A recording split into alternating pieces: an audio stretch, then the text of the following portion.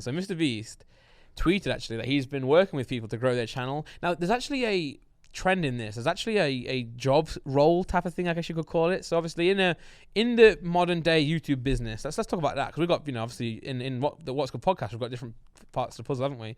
So for the podcast, for example, you got Simon and I who sit here and waffle and chat to you guys and rant to you guys. Then you've got John, obviously, who sorts the cameras out. Usually he's got the camera where he's pointing at our faces, but today it's just me, so static.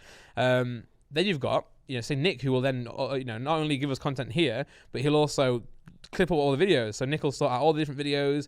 You'll see him taking notes in this podcast. He'll be getting, the different topic ideas down there.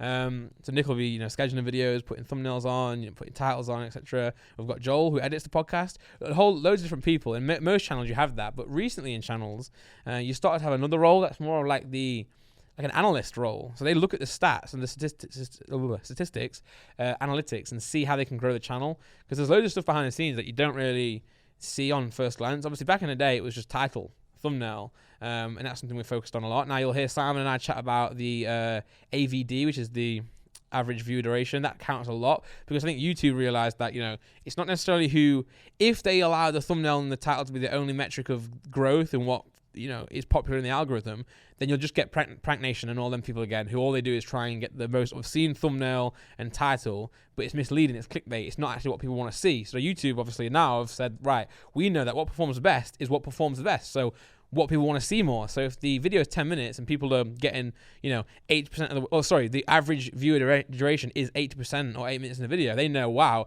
this person's content is really engaging to the audience. So therefore, let's push his content. Let's give people what they want, which is clearly this. So you've got this like channel role now where you've got people looking at the stats, looking at the analytics, and actually trying to grow that.